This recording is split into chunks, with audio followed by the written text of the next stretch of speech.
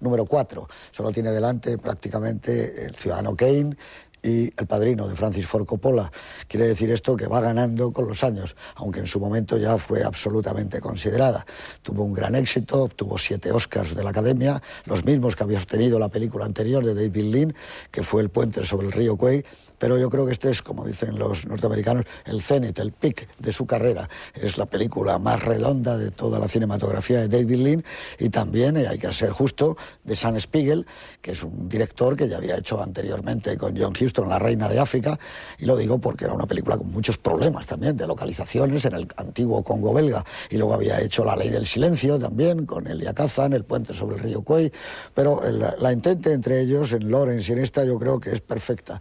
Era el productor, los dos muy exigentes, muy minuciosos, y los dos naturalmente se llevaban como el perro y el gato, y cada vez que le mandaba un aviso y le decía he visto proyección y no se ve más que arena, o intuyo ver algo en medio de la arena, el otro le decía, estás en tu fucking yacht, le decía, entre tu jodido barco, tumbándote al jodido sol y viviendo tu jodida vida, mientras yo estoy aquí con un equipo y lo estamos pasando realmente muy mal. Pero lo que es verdad es que una vez que se separan tanto Spiegel de Lean como Lean de Spiegel, sus carreras, aun siendo buenas, no alcanzan la cima, ¿no? Spiegel hace algunas películas como La noche de los generales, precisamente con Omar Sharif y con Peter O'Toole, tratando de recuperar aquello, pero no es posible. Nosotros vamos a ver la copia restaurada, la copia que en teoría es tal y como la quería David Lean. Dura 3 horas 37 minutos, nada menos. Con el paso de la televisión de 25 por 24 fotogramas se va a quedar aproximadamente en 3 horas y cuarto, pero con los cortes de publicidad es imposible calcularlo. Ver una película como Lawrence de Arabia, que es quizá la película visualmente mejor, más hermosa, más perfecta de la historia del cine, verla en televisión evidentemente no es el mejor medio. Pero yo les voy a sugerir que la vean de una manera. Imagínense ustedes que están en la sala de montaje y que su televisor viene a ser aproximadamente como es el de la moviola, incluso el de las moviolas de ahora, porque antes, cuando montaba el propio David Lean y Anne Coates, la montadora, eran moviolas verticales. Era así lo que ellos veían, o sea, la fascinación que veían era esta, todo el desierto encerrado en 4 pulgadas a lo máximo. Luego, con las moviolas de ahora, uno sí se puede hacer la idea. Prepárense para ver una película excepcional. Yo recuerdo que lo que más me llamó la atención la primera vez que la vi, con un poco de retraso, que se estrenó en España en el Palacio de la Música, más allá de que era una película con un gran reparto y que venía precedida de una fama increíble, es que el héroe no era tal héroe, era un tipo extraño, controvertido. Y no me refiero solo a su ideología, que también era confusa, porque tanto defendía el imperio británico, el colonialismo británico, como el nacionalismo árabe. Era un personaje, bueno, Lawrence es un personaje muy controvertido, hay opiniones para todos los gustos, desde Churchill, que decía que era el tipo más brillante de su generación y de muchos años en Argentina, hasta los que dicen que realmente era un loco, uno de esos locos que abundan a veces en el imperio británico y que son capaces de organizar algo sin mucho sentido y que son propensos al caos.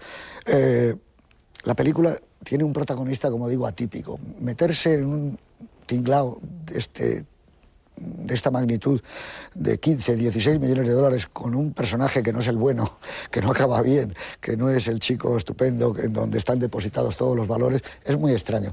Pero es verdad que David Lean siempre fue un director extraño. Esto que se llama un epic, que es lo que vamos a ver ahora, participa mucho del cine negro. El personaje de Omar Sharif tiene mucho que ver con el cine negro, incluso todos los que aparecen, porque ese mundo de política sucia está muy emparentado también con las películas esas turbias e inquietantes. Hablar de la fascinación del desierto, hablar de escenas imperecederas en la historia del cine, como la toma de Aqaba, que está hecha en la playa de Carboneras, en Almería, etcétera, creo que nos dará para hablar en el coloquio, así como para hacer justicia, creo, y no sé si se ha dicho en alguna ocasión, a que David Lean tenía el mejor cameraman de la historia del cine, que es Ernest Day.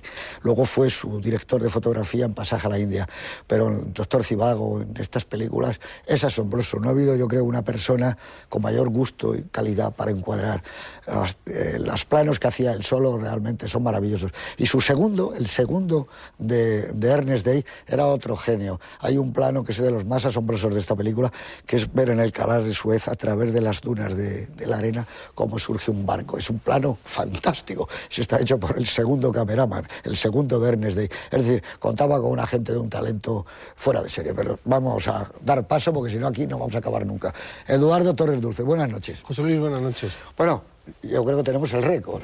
Aquí Juan Antonio Gómez Angulo trae media docena, yo traigo otros tantos, tú también. Traigo hasta el Films and Filming de enero del 63, cuando se estrena la película en Inglaterra, donde ya habla de los problemas que tuvo en el rodaje David Lean, en un número especial que, por cierto, hace 43 años, ¿no? Ya escribía nuestro amigo Juan Cobos varias páginas en esta revista del mayor prestigio en Europa, Films and Filming, sobre la situación del cine español, nuestro querido Juan Cobos. Para que veas tú cómo estaba muy justo homenaje el a Juan. mundo.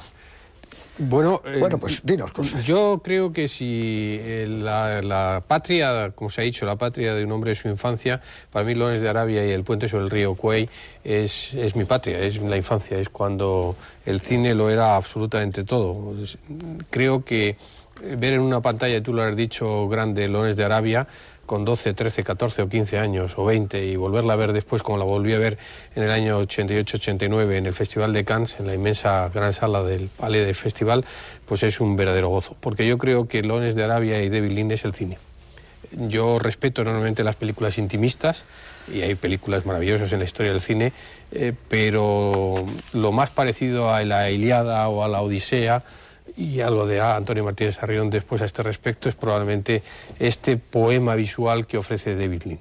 Es la historia de un solitario, probablemente también igual que la vida del propio David Lean, filmada a una escala absolutamente épica, de arriba abajo, con unos actores maravillosos, Peter O'Toole, Omar Sharif, Jack Hawkins, Alec Guinness, Claude Rains, filmada en los sitios más dispares, Jordania, Marruecos, España, Inglaterra, pero además rodada con un perfeccionismo, con una minuciosidad hasta los extremos más increíbles. Hay un momento determinado, y lo verán, en que se enciende una cerilla y conectamos directamente, se funde perdón, con el amanecer en el desierto.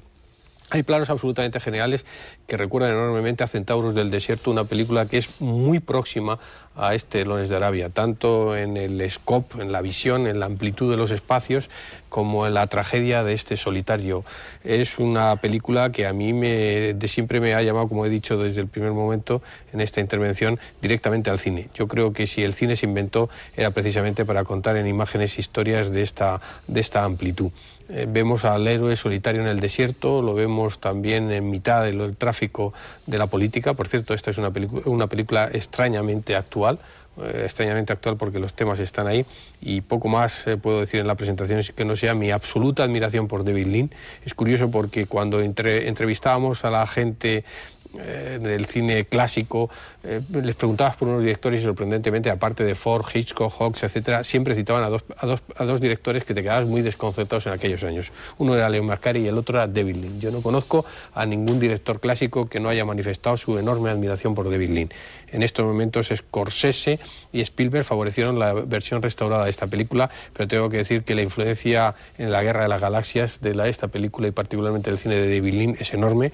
En Michael Cimino y en Las Puertas del Cielo, 3/4 partes lo mismo, y podríamos seguir hablando de la extraordinaria influencia que películas como Lawrence de Arabia y David Lean han influido, porque, insisto, creo que el patrimonio de un hombre es la infancia y el patrimonio del cine son películas como esta película de Lawrence de Arabia. Muchas gracias, Eduardo. Has hablado de poema visual. Aquí tenemos un excepcional poeta, Antonio Martínez Arrión. Buenas noches. Buenas noches, José Luis. Será novísimo. Buenas noches, José Luis. Bueno, danos tu opinión. Bueno, de Lawrence. Totalmente de acuerdo. Vamos a estar en este sentido, no hay ningún tipo de controversia, porque es una obra genial y cada vez que la vemos es todavía mejor, de las que van a romper el techo en cuanto a su calidad. Y de acuerdo con mi querido Eduardo, es una película realmente con un montaje épico, de la categoría no solamente ya de los otros grandes del cine, de Ford, etcétera, sino incluso de Homero y de los literatos. Ahora bien, también, y creo que Eduardo me seguirá en este sentido, es también el análisis de un alma. Es decir, que no impide para nada esa especie de vocación al mundo de la aventura, al mundo del paisaje y a la integración en ese periplo, el análisis minucioso de los momentos íntimos, de los momentos de crisis, de los momentos de ruptura, de los momentos de alegría y de honda depresión, que verán ustedes que tiene de una